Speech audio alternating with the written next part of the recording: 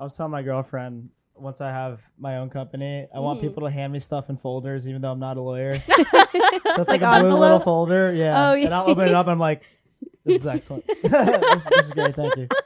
This is what I needed.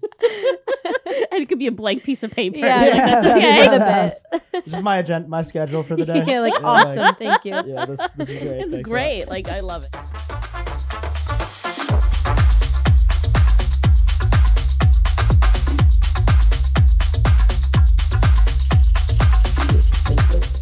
Yeah, so she's been addicted to it.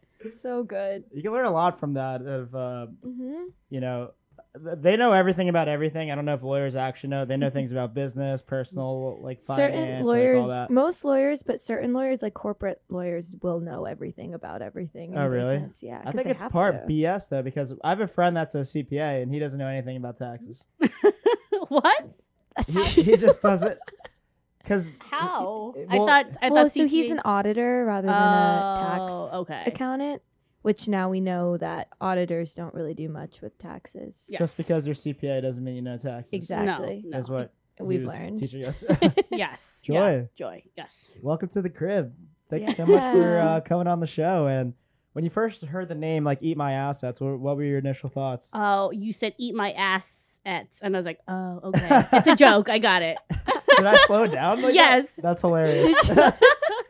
Probably didn't mean to do that either. I was just like, how did that couple drinks go and the S got to me a little bit? I mean, one of my favorite shows was How I Met Your Mother. So the word legendary is like very much ingrained. Oh, yeah. I feel you on that. Barney's dope. I used to watch How I Met Your Mother in college a lot, just as I was going to sleep.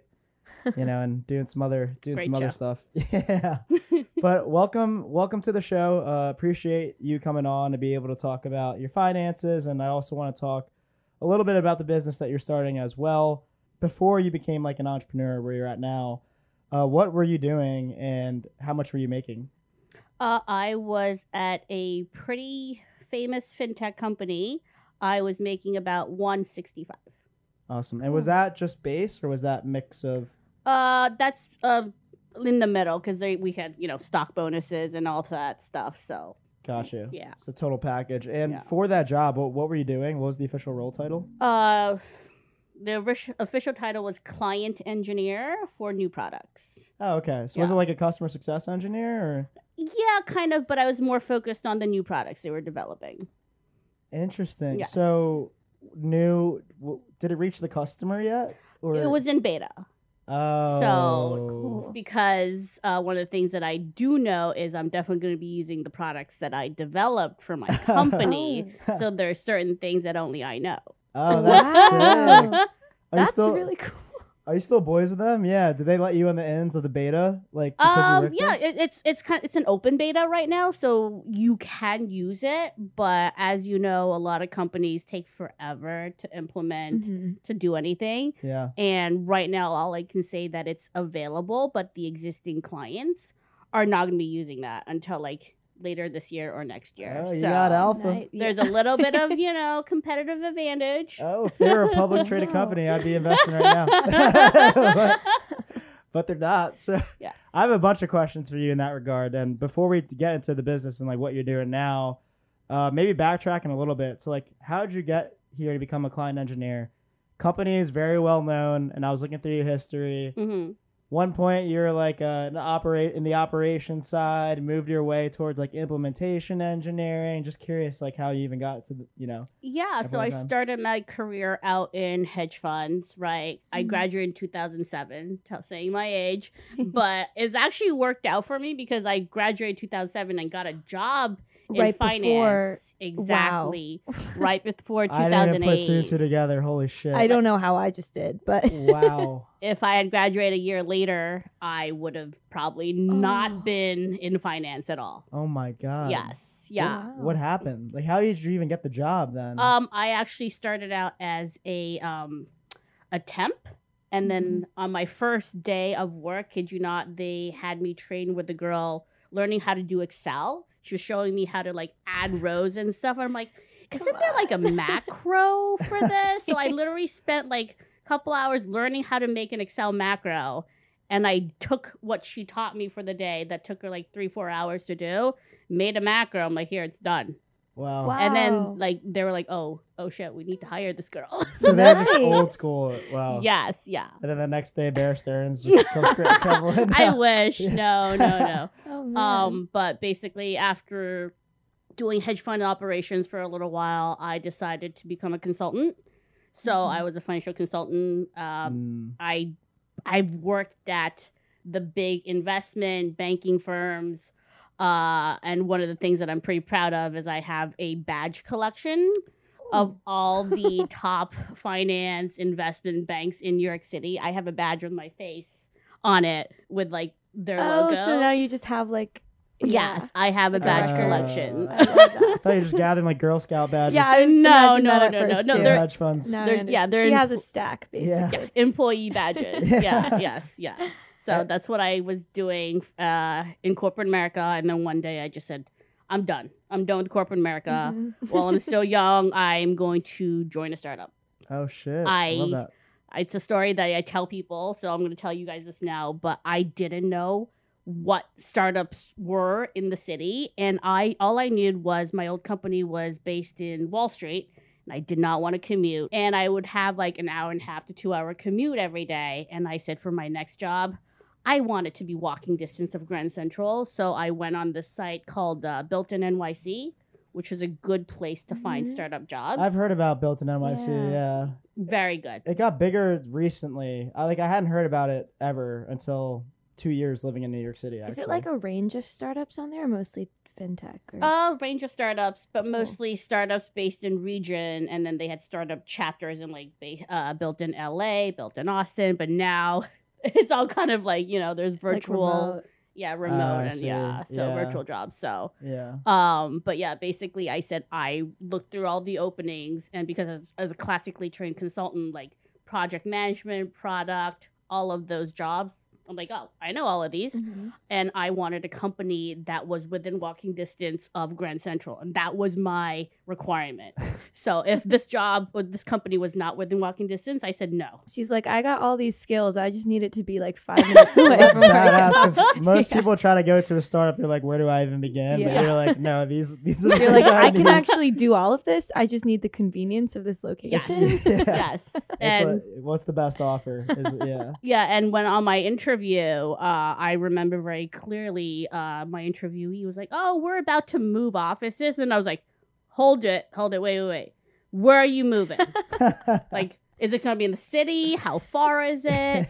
And then she's like, oh, we're just moving a couple blocks down. I'm like, how many? She's like, 10. I'm like, That's out of my 5-minute range.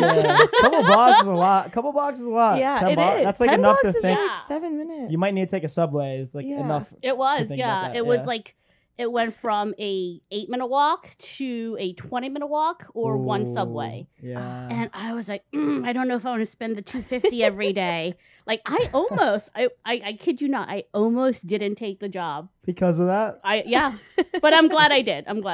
So what was the position title of that job? Implementation specialist. Oh, cool. Implementation manager. So you're able to use your previous experience in like operations and whatnot, because it kind of does translate to like implementation. It's just like organizing, make sure they're doing the right things, investing the clients, the customers. Yeah, project management, all of those. Yeah, that makes a ton of sense. Like before you went to startup world, how much were you like typically making in those other companies that you're working at? Like what was the typical range? It was about 105. I realized that I was very much underpaid. Were you working a lot of hours? Is that what you're saying? No, it's because I came from industry that was like hedge fund operations and not like trader or anything else. So they lowballed me very hard. Shit, on my first job. So as my first role as a consultant, but I was able to get promoted my first year from consultant to senior consultant. Yeah. Wow. And also awesome. I actually sold a project where I was able to sell almost $500,000. A project where I literally built my own team of like 4 people. Wow. Yeah. Like and then professional services? Or? Yeah. Oh, okay. Gotcha. And then they still wouldn't promote me. So I was like, well, this sucks. Yeah, I got to get out of here now. Yes. Well, this might be a weird question, but back in the day, was it like in 2008, 2007, was the whole like women in the industry thing like very pertinent? If you're just a women in finance kind of deal. Yeah, you were So probably like 10%, 15, 20% at most. Yeah, most of it were male. Yeah. Did you know how much your coworkers were making while you were working, like throughout your different job careers and whatnot? It's actually funny you asked that because in the past, the companies would let you believe it was illegal to discuss your salaries You're at right. your job. You're right. But it's actually not. They just did that. They just they did that to prevent you from like talking to each other and understanding like what you're actually worth. Yeah.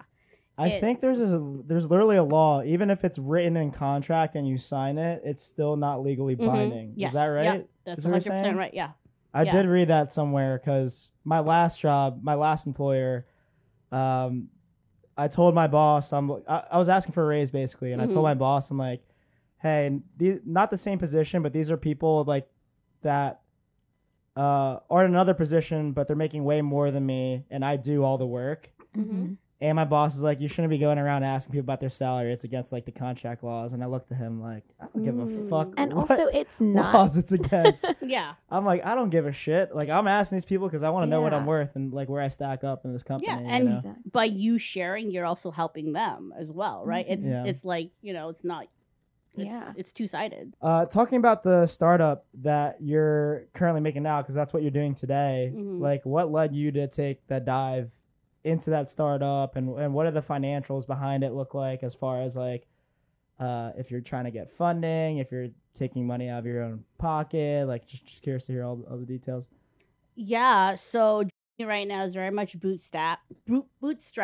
And if you had asked me what my salary right now is, I can very much tell you a big fat zero.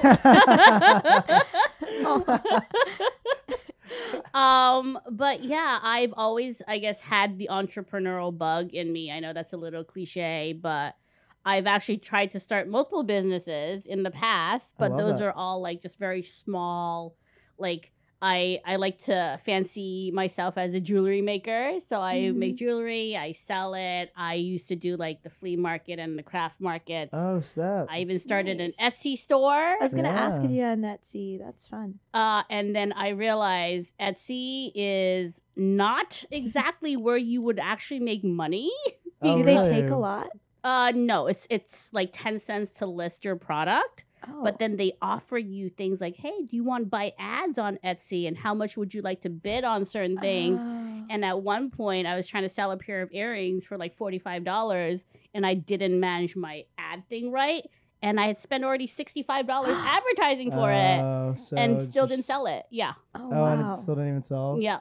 So have you heard, is the reason why you chose Etsy though, did you hear like success stories about other people doing really well there, or did you just want to try it out and see? It was, I think, it's part of the hype, right? Everybody's using it, and it was very easy. And the interface, it was like mobile, and you could also use it on your laptop, and everything was very simple, right? And also only cost 10 cents to list it. That's true, but basically what you're saying, it's kind of like the whole drop shipping hype. Like everyone's always like, oh, but buy my course and I'll teach you all the secrets. Yes. In reality, it's a lot more difficult. Yes. Okay. Yeah. So unless you have an existing following or have another way to gain following, it's really hard to drive traffic to your store. Yeah, I bet. That's the same with drop shipping. Yeah. Unless you're godlike with ads, but Facebook ads have to be done. I haven't looked into Facebook or Google ads at all. I'm sure people are still finding success, but they have to be dying soon with like all the AI and everything that's which is actually really funny. So mail ads have seen an increase in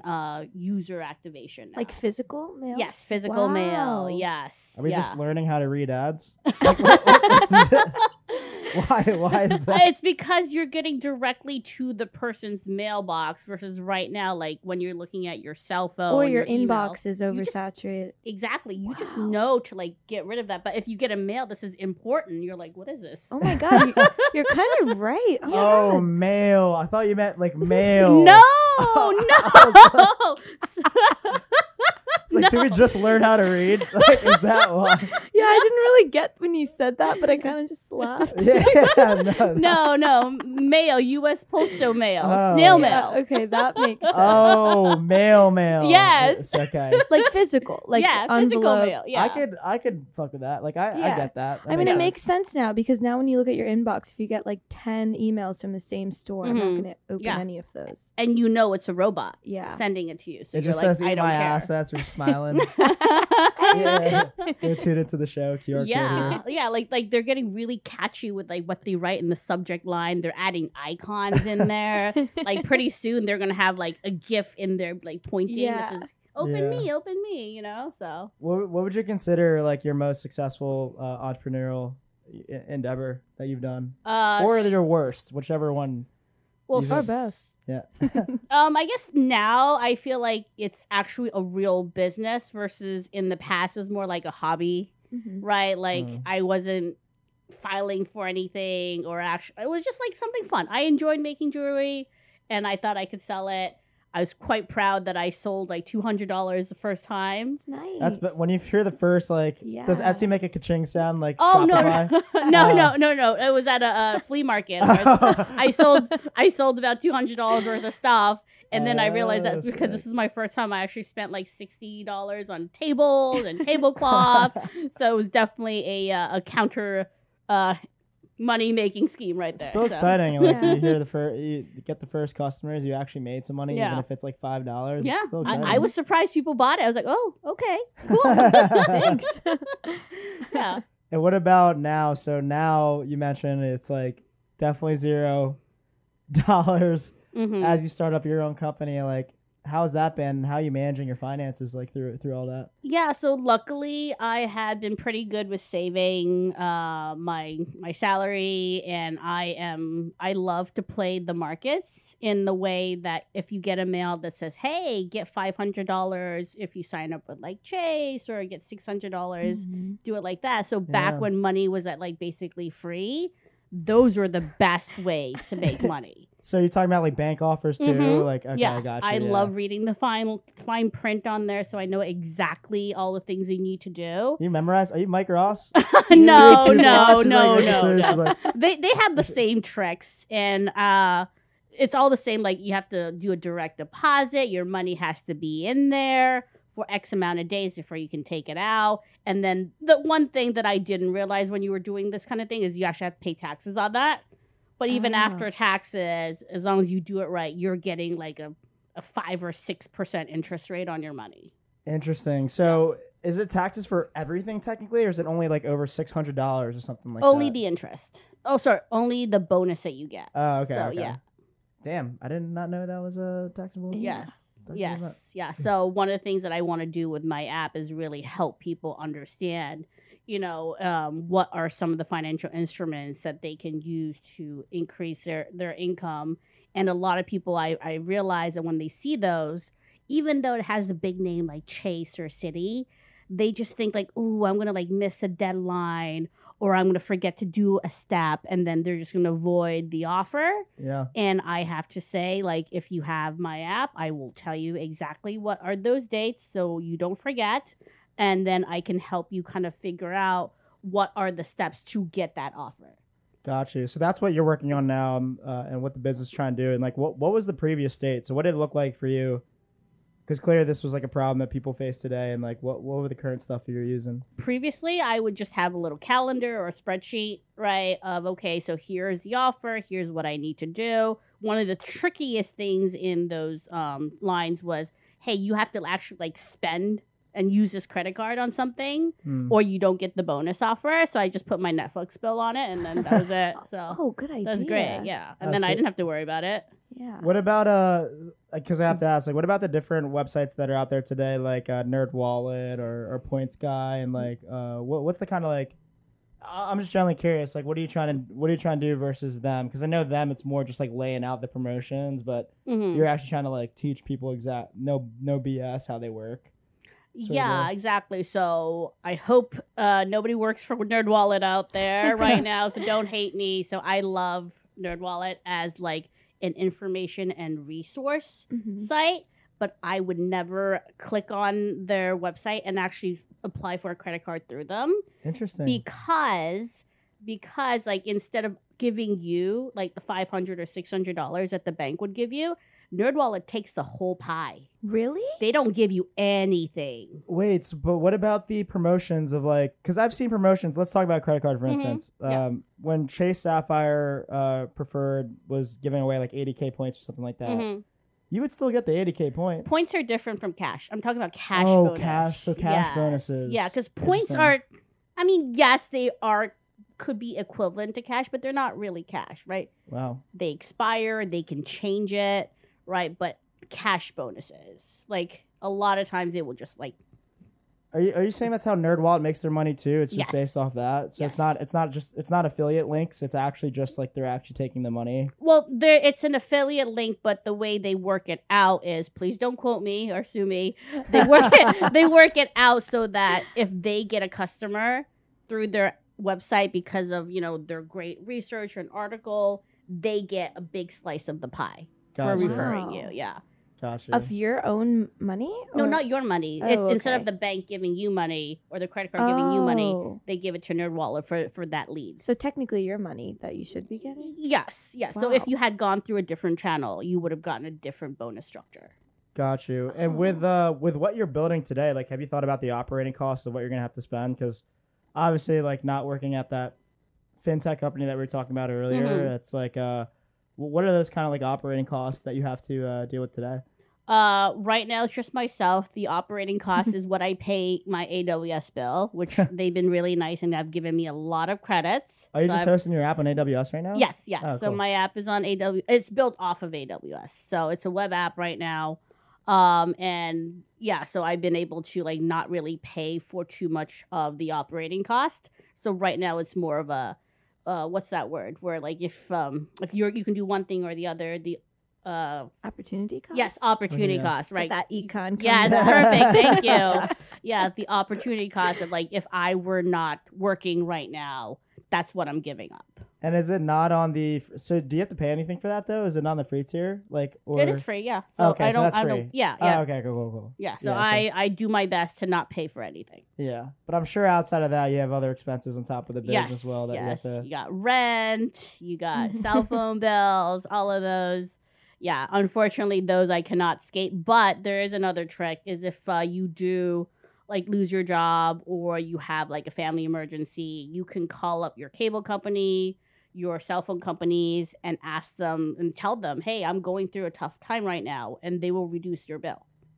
I reduced my bill by over 30%. No. Yes. What? So what qualifies as like a life event? A life event, yeah. Yeah, like if you lost your job, they would rather give you a discount than lose you as a customer. Wow. And for cable, same thing. Like they hate Netflix and all these streaming apps, right? Because they're losing market share. So they would rather keep you on the books and give you either like a lower package or some sort of promotion. Wow. I actually have a reminder on my calendar on when to call my cable company, because every year they're like, hey, you get a 1-year promotion. And every year I will call them and say, hey, my promotion's about to end. What can you do for me? And always the first guy, the customer service goes, no, there's nothing we can do. And I said, take me to the disconnect service. You just go there. And then they are like, kid you not, one of the ladies I spoke to, she's like, always just come to us because we actually have the power to give you the better deal. I'm about to tell my brother to do just that. And also it's hilarious. It's like you call them, you only have Wi-Fi, you call them to get rid of it. Next thing you know, you have TV and a fucking phone. Yes. Always. Oh my God. Always call. Crazy. Wow. Like they think like right now people are saying, oh, we like younger generations don't like to talk to people, right? But like the way you get these deals is talking to people. Tell them what you're looking for and just get them on your side. And you know what? They will help you. Tell them your story. Because they don't want to lose you. Yeah, they don't want to lose you. And especially if you've been a customer for like, even if you've been there for like a year or two, like I am a loyal customer. I've been with you for a year. That's 365 days. That's a good point, because even you wouldn't think that they would care about like the average Joe for that much money. It kind of makes sense like in SaaS, software as a service, if like you're dealing with a 100K contract, they're gonna bend the rules a bit to help you out. But it's cool to hear stories of like, no, these giant companies will actually help the average Joe also save money. But you just gotta ask. Yeah, you just have to ask, and then. It feels like I could just give you a random topic and you know how to save money there. Is all of this gonna be on your app? No, not everything. No. It's a lot of shit to digest. There will be, piece of my, saving SaaS on the app. Okay, perfect. I'll just click contact help and it'll be you, and I'll be like, I mean, probably will be for the first, who knows how long until I get some funding. It's a bunch of joys. Yeah. Joybot. Yeah, okay, maybe not, but yeah, there you go. Oh, new company idea unlocked. Joybot. And I know you had asked earlier about like the Points Guide and NerdWallet. So one of my favorite websites, it's called Dan's Deals. Oh, I've heard a little bit about Dan's Deals. So this guy is a whiz about saving money. Like one of the stories he had was like he realized that the U.S. Mint was issuing and selling the new like Morgan dollars at cost with free shipping. So he literally took out his credit card, bought as much as he can, got the minted free ship to his house, and then wheelbarrowed it to the bank to deposit to pay for his credit card bill, and got all the points. Wow. Oh, yeah. I got you. So instead of doing like a workaround of like buying like a gift card at the Walmart or Walgreens, $300, he didn't pay any transaction fee. No. When you buy a gift card, you have to pay like the 3% fee or whatever. Yeah. Wow. He just bought cash with credit cards, got the points, and then deposited the cash. Is it worth that word? Questionable. but he definitely emphasized saving money. Yes. Because it's like a small transaction fee. No. It was free. It was like a promotional thing to get the Morgan dollar out in circulation and to promote it. Yeah. That's why he was able to do that. But I'm saying, like, would I rather just do the gift card trick to pay like $30 maybe? Probably. Because But I mean, do you have a wheelbarrow? Do you have a physical bank? Because I know a lot of people have digital banks. It's like you can't even deposit that into an ATM. So Yeah. I respect the grind though, and for everyone else, what I'm talking about here. So if you sign up for a credit card, they say you have to pay $600 within the first month. Maybe on grocery stores, whatever specificity. Specificity it is. But what you can do is you could there's workarounds to it. Some are technically not appropriate, but you could buy a gift card at a local grocery store for like $300. Use that gift card and Venmo yourself. So basically you get the money back. You just have to pay like a 3% transaction fee. Yeah. So there's other ways to do it instead of, buying the cash. Mint and then wheelbarrow it in. I don't know if we have more time, but I can tell you one of the best deals I ever had. So it was a glitch, but it was a valid glitch. So Delta, the airline, had a pricing glitch on their website, right? And I found out. So my coworker and I, he's also a fan of Dan's Deals. He's like, Joy, you have to look at this right now. I'm like, what's going on? He's like, Delta is selling flights to like Hawaii for $100. Oh, yeah. What? And I was like, what? He's like, yeah. I'm like trying to figure out and like buy a trip. And I'm like, oh my God. I literally messaged all my friends, guys, give me all your birthdays. Give me all your full names. And I bought them tickets to Vegas for my birthday. Wow. For $20 on first class. Oh. In first class? First class, yeah.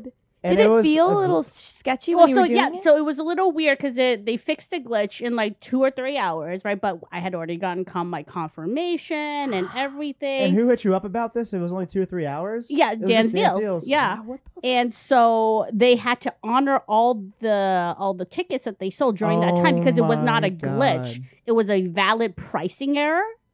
Oh. Yeah. So what does that mean? That wasn't a glitch. It was a pricing error. So a glitch is when you have to like trick the system or do something that's not that you would normally not do to get this price. But this was just like, hey, I'm buying my airplane tickets, and then I'm checking out, and I'm paying for it. And if the website said, hey, $20, take $20. They straight up messed up. Then. Yeah, exactly. That's wild. Yeah. So when was this? This was a couple years ago. I bet they figured out ways to not make that happen again. I'm They'll sure. just crash the I'm site. sure. They'll just Yeah. unplug the servers. They're like, It was great. Like it's me and 4 or 5 of my friends, and we were just on our way to Vegas Wow, for my that's amazing. birthday. $20. Yeah, for $20 round trip. I'm sorry, it was round trip. round trip from Wow. here. Yeah. It's like an average savings of like $5,000.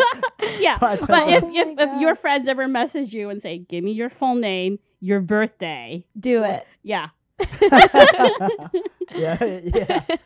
I wouldn't say a word. That's crazy. And with all these savings that you've been doing throughout your life, it's clear that you've, at least one can assume you've been pretty financially responsible. mm-hmm. I get New York, understand, and you like to have fun, but with the expenses that you have today, and since you're essentially starting your business, not making net income, like how have you been managing those finances today? Like how much are you typically spending per month, and how are you making sure that you're still like saving?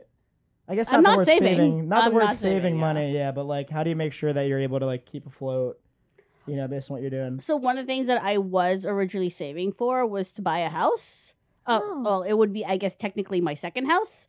But because of the whole housing crisis and COVID, that money, because I was saving money for a down payment, it's just been sitting there.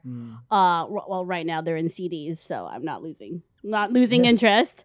But basically, I decided I'm going to use a portion of that to sustain me for building this business for at least, I mean, probably good for at least a year. Okay, that's awesome. Yeah. Yeah. And you said second house. Yes, Yeah.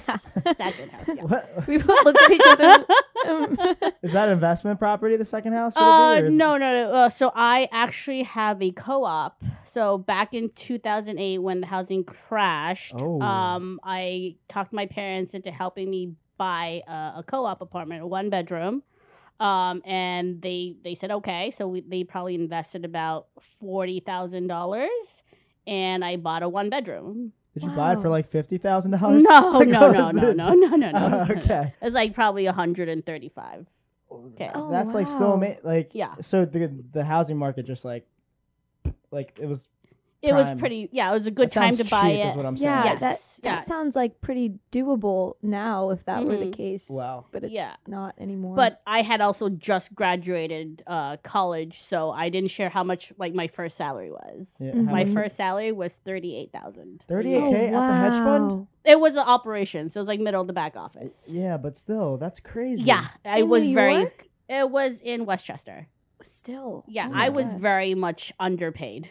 I was very much, and one of the reasons that they said that I made it past the 2008 job cuts, right? Because every week I saw some of my coworkers get let go, and one manager told me, he was like, "Yee, one of the reasons you have a job is you're either overworked or underpaid." Interesting. Yes, yeah. So you were both. yeah, probably yes, yes. Is what you're saying. Definitely Yeah. one of them. Yeah, and then after many years, I try every time now that I get an offer for a job, or in the past, I would never take the first offer. Never. Yeah. And women do it all the time. They offer me a job and they assume it's fair. No, never take the first offer. Are you saying women typically take the first offer? Yes. Oh, okay, I got you. Yeah, because they think. I mean, I don't know. No, like, I'm on the same page. they will assume that this is the fair offer, Mhm. and then they say yes. But when a company's give you a salary offer, they assume you're going to say no to the first one, and that's what every guy will do. Interesting. And yeah, then I once- didn't know that when I first started Yeah. looking. And once you accept the first one, they're not going to be like, oh, never mind, here's more money. Like, Mhm. nobody does that. So. Yeah, funny. I did that Yeah. right before COVID. I did that with I actually got a job offer to Verizon, and I counter offered Mhm. because I just thought they were trying to undercut me and pay me less, and they actually came back and said we're resending your offer to, No. to the counter offer. And I'm like, what the fuck? Yeah, What? I'm not You even. could just tell me no. I could understand if maybe like COVID probably had a factor to it. Yeah. But yeah, Verizon, if you're listening, f you Verizon. Yeah. Yeah, Verizon Media. Like, Wow. and that's how you know, because Verizon Media keeps getting sold off for parts right now. So that's how you know it's a shitty company if you counter offered and they just resend your offer. Yeah. Yeah. You know Oh what my I mean? God, So, I can't believe that. It worked out better for you, right? It did. No, it was a blessing in disguise, but at the same time, that's how you know it's a shitty company if they're not going to counter offer you. Yeah. That sucks. No, it's wild. Yeah. But all for the better now. And how much are your typical expenses like on a given month today? Probably like 3,500. Is that including rent and Yeah. utilities? Yeah. Okay, so that's pretty good. Yeah. Was it always around 3,500? Like even while you had the job, like, or did you lower? No, I've been trying to slash. Are you balling early? Yes, yeah, no. I've been trying to like cut down, do more meals at home. So. How do you work with the mental? Because I'm sure it could be like people listening now too. It could be kind of scary sometimes knowing that you're just like dipping into the funds and thinking about things a little bit further. But how have you been able to be at peace with it and pursue something you care about? One of the other things that my app will do is kind of help you figure out what your spending and your time horizon is. Like in certain situations where if you like lose your job or have to reduce your income, what does that look like? So basically building a personal burn rate calculator. So treating you like a company. And say, if you don't have a job, how long can you survive on your savings? And then here's where the strategies of how to increase your savings, how to reduce your expenses. And then this way you can have like clarity and peace of mind and knowing, okay, I have time, or, oh shit, I don't have time. Let me call my parents or something. Right. But basically it's helping you figure all that out. Of course you can do it by yourself with a spreadsheet in a couple hours, or you can use my app and in under 5 minutes, you'll know. Is there like a fun meter? So you could be like, how much fun do you want to have? I just want to have this much fun. Now, describe fun. I'm just saying it could be important. Like, having a good time is important. Yeah, eventually we'll go through, your expenses and say, hey, here's how much you're spending in each category, which ones are, must spend, which are, discretionary spend. And then hopefully over time, you'll know, do I really need that second cup of coffee? Do I need that third drink? Yeah. Like, instead of going to a bar and paying $12, you can just go get a 6-pack, That's what I said to you the other day. Oh, I hyped her up because she asked me, I mean, you could talk about it, but... No, he said, do you guys want to pregame at a bar or at my apartment? And I was like, can we do your apartment so we can spend less money? I was so proud of And I was like, yo, good shit. All right, we're going to my apartment. Because it's one of those things where I want everyone to be able to be open about their finances and like trying to save money. There's nothing wrong with that. It was great. Worked out well. Yeah, definitely. I mean, when I was paying a mortgage, when I first, got my first apartment, it was hard. It was very hard. Like my friends would want to go out and have drinks and eat, and I would always look at the menu, not on the food that I wanted, but at the prices to make sure I'm like, hey, if I only have about $30 to spend on this meal, including tax and tip, my friends would think I was a little cheap on the tax in the tipping department. And I'm sure now you're like living and you're kind of pretty much living the pain that you're trying to also solve like in real time. Exactly. Wait, are you still in that one bedroom now, or are you in a new place? I'm in a new place right now. Yeah. So, but you still have that one? Yes. Oh wow, that's so cool. Yeah. Right now it's kind of storage. What do you think that one's worth now? It was $130K before. What do you think it's worth now? Probably 160, 170, but only, you think? Because it's a co-op. It's not a condo. It's a co-op. But it's technically like same thing. Same. It's in Westchester. If it was a city, oh my god, that would be different. Yeah, it's in Westchester. It's in Westchester. Yeah, but I was pretty proud of the fact that once I got new jobs and my salary increased, my goal was to pay off that mortgage. So I actually paid it off as a 15-year loan in 8 years. Versus 15, yeah. So you're just paying double payments? Yes, more than double. Yeah, it's great. So pay it off as soon as you can because you do save money on interest. Principal, you're just paying the principal down for especially right now. The interest rates are like 6.8 for mortgage right now. Ugh. Wow. Yeah, that's why a lot of it's also a lot harder to buy a house because people have really great mortgages and they don't want to let that go. Like a 30-year fixed mortgage. Yeah. But people are buying homes though right now, which is crazy because people have because if you buy in cash, Ron, like you're only paying property tax. Which in Jersey is still a lot. Yeah. But it's way better than paying the 6.8% on every payment. Yeah. Wow. Yeah. Which is $2,000 just on interest alone. It's like $2,000. It could be up to $2,000 a month depending on how much your house costs. Yeah, like $500,000, $600,000 range. That's insane. Yeah. One good thing is about paying interest is actually you don't get taxed for it. That's So you true. get a pretty nice tax return at the end of the year if you do. Oh, Because- that's a nice little thing about that. Then. Yeah. I mean, it sucks paying it, but that's a Yeah, nice that little- does. Because they overload it. Because if you're thinking about your principal and your interest, like your first mortgage check is basically all interest. And it's Yeah, just Oh paying wow! off Wait, so you interest, just yeah. get that back though? No, you don't get it back, but you do save on taxes. Okay. Yeah. So if you're saying if I made like might be a bad example, but if I made $100 and I know. I was gonna call you out on it because. if I made $100 and then I paid interest of like $80, my only taxable income would be $20. Is it as simple as that? Yes. Or this is more. Oh yeah, wow. yeah, yeah. Nice.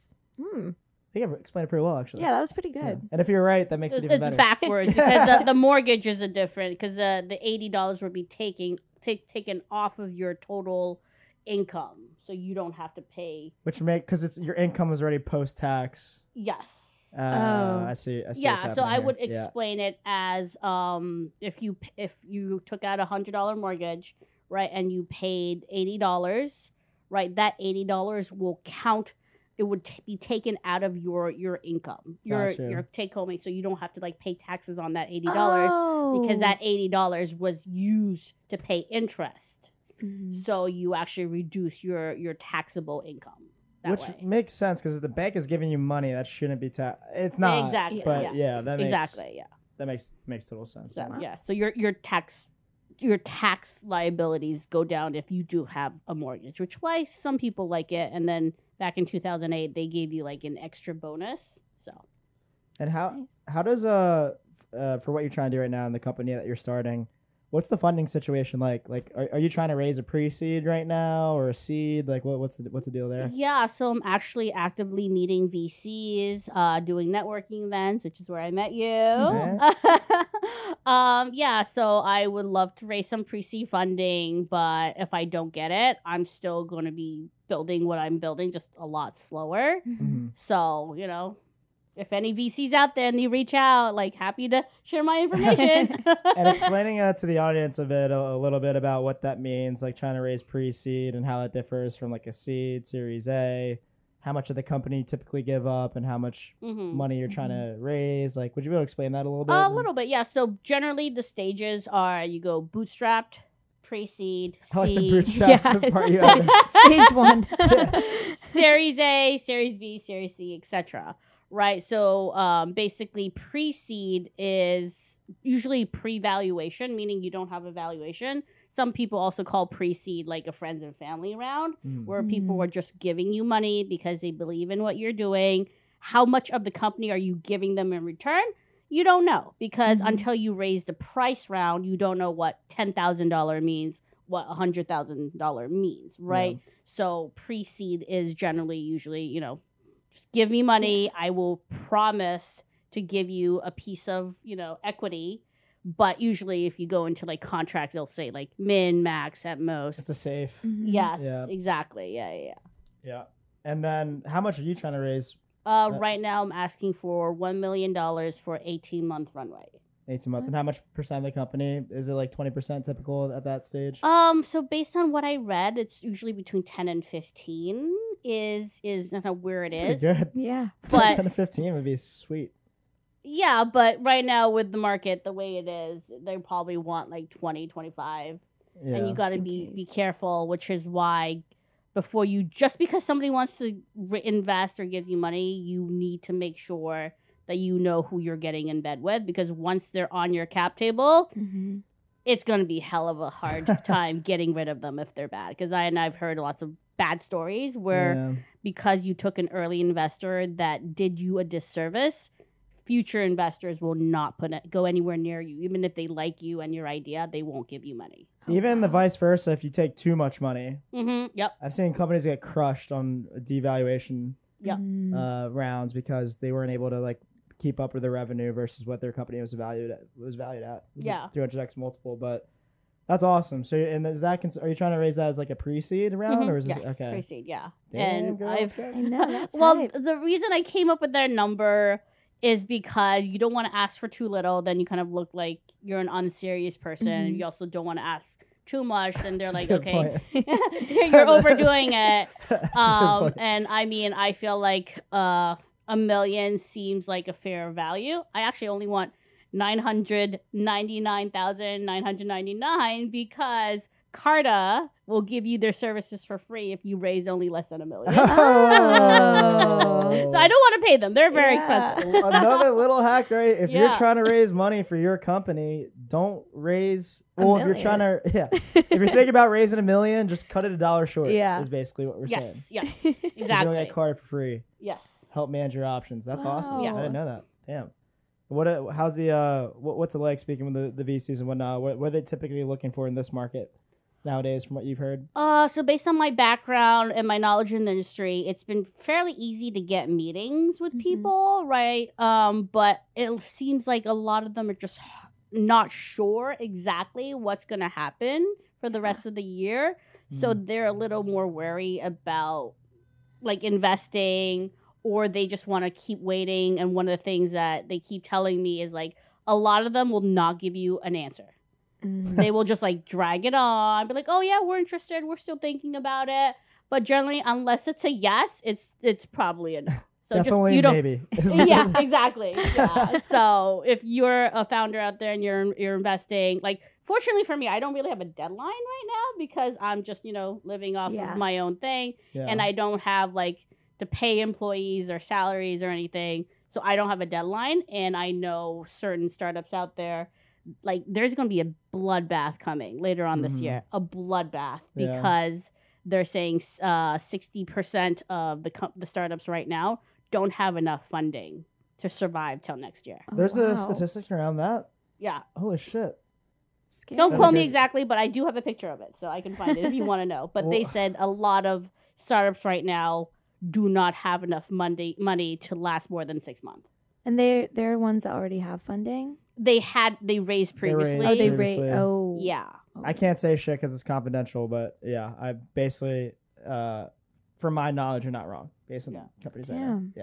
Yeah, You're so not wrong. come this end of this year, it's going to be a bloodbath, and everybody's competing. So what companies are doing rounds, and people want to have favorable rounds. So what I mean by that is like, if you own one share of your company and your company is worth $100, you want your company to be worth $200. Now your Mhm. one becomes two, right? So typically when you raise higher, you get further down the rounds. Your valuation is getting higher, so your shares are worth more. Mm-hmm. But what's happening in this market is like people are either having down rounds, so that $100 becomes is like now 50. 50, and now your shares are worth cut in half, 50 cents. Ooh. Or they're getting debt, venture debt, and then with that, it's like you're borrowing money. Mhm. You have to pay interest. And then yeah, It makes it Ooh. hard to get funding too because they know that you have this debt. It's like all Yeah. this thing is coming into play here, and Yeah. it's so you've been hearing that from the actual VC world too. They've Oh, been yeah. scared, not sure Yeah. like what's happening. Yeah. Wow. That's And wild. a lot of startups in the past, definitely the last 2 years, they've been focused on growth at Mhm. any possible turn. Like they will pay you to join their app, they will pay you to use your app, and they Wow. haven't been focused on profitability. So now that the VC money is drying up, they're not profitable because I don't know. I'm a cheap customer. I'll admit that I don't want to pay unless it's like really useful. Yeah. Well, if there's a ray of hope, Uber and Airbnb were made during recessions. Yes, that That's is true. And Yeah. because you could just build, because unless America goes to shit, you'll have like a year, 2 years, 18 months of runway, like you mentioned, hmm to build something by the time we're out Yeah. of this. Mm-hmm. Google, Apple was also built during after the .com bubble. So Apple was too. I didn't yes. know that. Wow. So basically, during a recession, I'm doing air quotes because economists and everybody in power is like, no, it's not a recession because we're not too negative GDPs. GDP, yeah. But if you are a normal person who goes to the grocery store, we're in a recession because Mhm. everything, all the prices have like doubled. Eggs at one point was $8, like normal eggs, $8 when the organic one was like $7.50. I'm like, oh sorry, yeah, it was cheaper. It was cheaper to buy the organic one than the cheap eggs. CPI wow. decreased, but they're saying food in general that it's here to stay. The inflation Yeah, that happened with food. Yeah. Yeah. So even though we're not technically in a recession, it feels like we're in a recession, and that's not going to change anytime soon. Yeah, I feel it's time to start the next best company. Is what I we're was saying. gonna say, at Exactly. least there's hope for one of you. Which is actually interesting. VC funding have been more active in the pre-seed and seed rounds than the later stages. So if Makes you sense. are raising pre-seed and seed, you are more likely to get funding than the later stage companies right Better now. opportunity. Mhm. Yeah, that makes a ton of sense. And cheaper. You're a lot Yeah. cheaper. And crazy for me, my cousin, who's one of my best friends, and my brother, who's also one of my best friends, they both raised money for their own separate companies during this time too. So it's definitely possible. Mhm. More than possible, actually. You know, Yeah, you still have a good definitely. shot. You have a good idea. Like work towards that. And Yeah, I don't appreciate- let the stats scare you too much because you never know. Yeah. Focus never on product market fit Yeah. versus growth. yeah, Yeah. And I'd even say how I got into conferences for free recently. Ooh.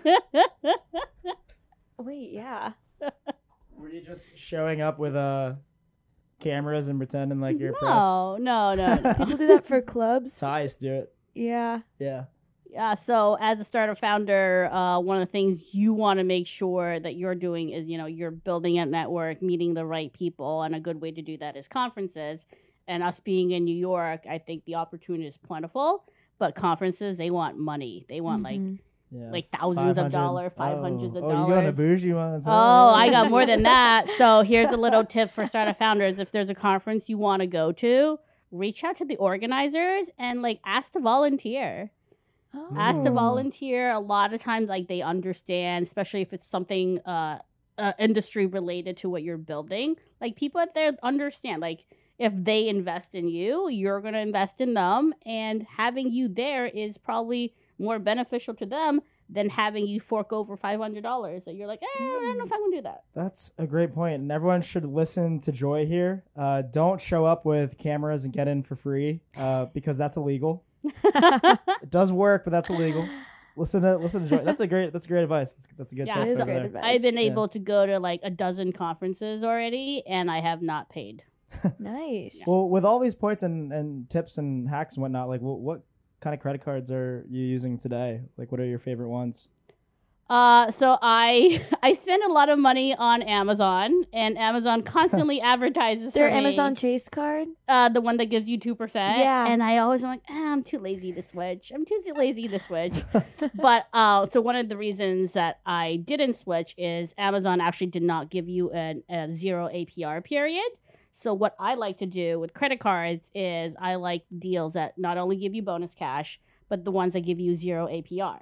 So what 0 APR means is if you have a big purchase on the horizon and you don't want to pay interest on it, use that new credit card to buy that big purchase. Usually I'll do vacations or laptops or something, a big purchase. I'll put it on that credit card, and I know I don't have to pay for it for 12 months or 18 months. That's actually a good option for Yeah. you too. That's something that I know. just I'm thinking about right going now. to keep that in my head. Point transfer or balance transfer. Yeah, you also just have to be sure to read the fine print. That's one where I said some of them will say, okay, you need to use this credit card at least once a month, or you need to do certain things I don't know, have it connected to some sort of bank account or something like that. You just have to read the fine print. I hate reading legal jargon, but if it's finance, I will read it and I enjoy it. Sounds like you love it. I don't I know. know. Sounds I like don't know. it's one would think that you enjoy doing that. That's almost like a passion. Just a little bit. And one of the more prouder things that I actually did recently was I got a bonus from a bank that I technically shouldn't have because they said certain things that I didn't qualify because I already had a bank account or a checking account with them.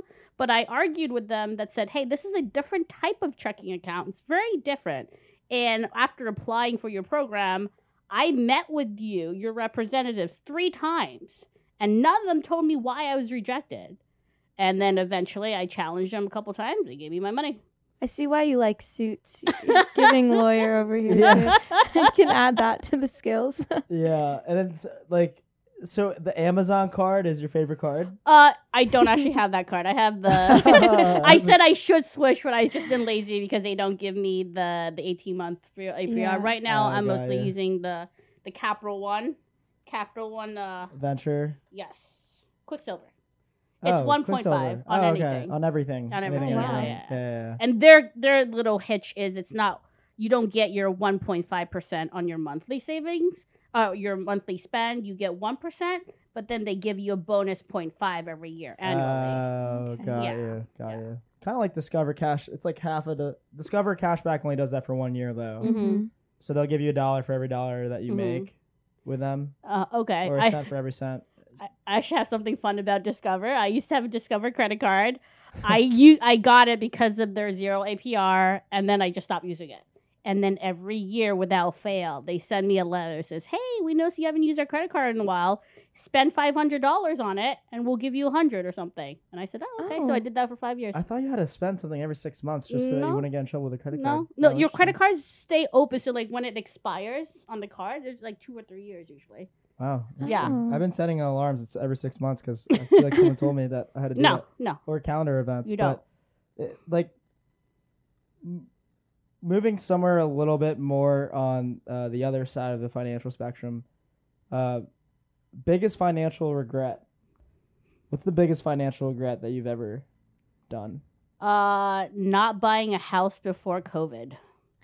That's your biggest financial regret? Why? Yeah. Why so? Because the housing market went crazy after COVID. And she And- had her savings ready to go. I was ready to go, but I just Mm. couldn't find the right house, or I didn't Damn. dedicate enough time to it. But had I, because I had the money and I wanted to do it, I just was like, oh, you know what? I was procrastinating a Yeah. little bit, and then I just Because didn't you think do you it. had the time. And Yeah, then all of a exactly. sudden- Who knew COVID would come and Yeah. like market Yeah. would go crazy, and like that's like, I wish if I can go back, I want to change that. See, I'm on the opposite side right now because I am looking at homes, just potential like investment property, but I'm telling myself like, no, I don't need to buy this right now. Like I could find a better deal because right now it's still No, not a good time a to seller's buy. market. You know what I Yeah, mean? Mhm. definitely. But it's funny that you're saying that because for me, that'd be my biggest regret if I bought right now. Yeah, don't buy, just to because buy it. one of the things about the housing market right now, a lot of people put in ridiculous offers because they were like, oh, money's, free to borrow. So they would take a house that was, say, worth $100K, doubling the price of it. And then once Wow. it came to like closing, they were like, oh, whoops, we actually don't have the money in there. And then they just keep wasting everybody's time. Like buyers and the agents that are buyers right now Yeah. are getting screwed. Yeah. Wow. Getting screwed. Yeah, The 'cause it sellers, feels- the listing agents are the Yeah. ones that are making all the money right now. Yeah. Damn. Which is it's kind of a funky situation. Well, listing agents and seller agents, they both only get paid if it sells. Which in the case they're selling, but the offers, like you mentioned, they're really Oh, high. yes, You know what I yes, mean? For yeah, the buyers, yeah. it's like you're getting beat out of a Yes, yeah, contract. right. Yeah. Yeah, so one buyer agent is going to win. Yeah. Out of all the other ones. Seller always wins. Yes, yes, But- yes. yeah. So we like to ask everyone if they have a financial fetish, which is something that you do that other people may not do, but gives you pleasure financially. Yes, yeah. So this one's kind of funny. So I have a Robinhood account. I like where this is going already. And I use my Robinhood account for fun investing. So what I basically will There's do, your fun meter. Yeah. I will think about something that's happening in the world, or like a store or something that I like, and I will just go buy their stock, right? Oh. Just based on Just for pure fun. instinct. And sometimes if I can't find their ticker, I'll find a different one and I'll read it. I'm like, oh, this sounds interesting. This sounds like it could happen. So like I'll do that, some investing like that. And some of my biggest winners when I do that is, I don't know if you remember, a couple years ago, Oprah announced that she was putting an investment in Weight Watchers. Oh, I Oh. remember this. Yes. Yeah, and I went out after reading that article. I bought, a bunch of Weight Watchers stock for like cheap, super Wow. cheap. And then, of course, it went through the roof. Wow. Went That's through the roof. That's awesome. amazing. But of course, I didn't sell. I just held it, so that's not great. And also, one of the other things I did was I bought Netflix. Like, because Oh. it was not before like Netflix it is now. It was like a couple years ago when it was just starting. It's like CDs and shit. Yeah, talking it was about? still CDs, but it was like going place. Because like Netflix, I love their story because I remember when Netflix used to be one of those really annoying offers after you buy something. Says, hey, sign up for 3 offers here. Sign up for this. And one of them was Netflix. Oh. And people are saying, don't sign up for those offers because that's when you get junk mail or you get viruses on your computer. Yeah. But Netflix started out that way. Yeah. And look at it where it is now. Oh, that's kind of cute for them. Yeah. So because post 2008, everyone moved to just they understood the internet was like here to stay. In the future of things. And when we think about your financial goals for the future, obviously you've been starting this company, but even past the company, like what are your financial goals and how you're trying to get there? Hopefully that I don't have to draw on my savings for too long, right? Because I'm looking at my savings and I realize that this is a culmination of, throughout my career. And having that money, it has actually helped me, buy more CDs, get into more bonus offers. So I used to be able to just do like the lowest tier where if you invest like, $5,000, you get like $100, but now being able to invest more. So I enjoy being able to see what I've been able to accomplish. And of course, I'm hoping to do more savings. And last year I actually got a letter that said I had invested the max amount on my 401k.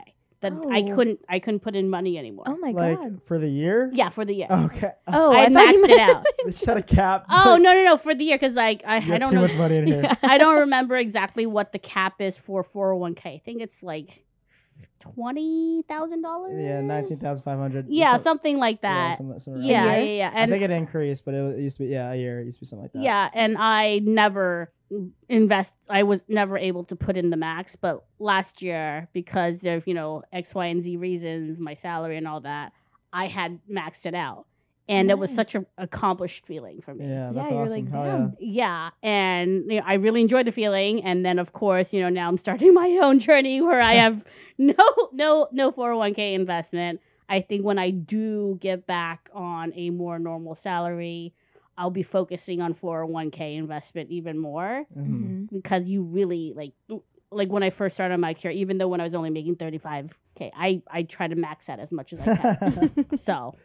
Like your paycheck, there's nothing in it. Yeah, no, you're like all right, but I'll be good down the line. Yeah, like definitely anybody out there, if you're starting your career early on in your career, get your 401k in order. Just put as much as you can in there and still, be able to live your life. And that's something that you should be investing in.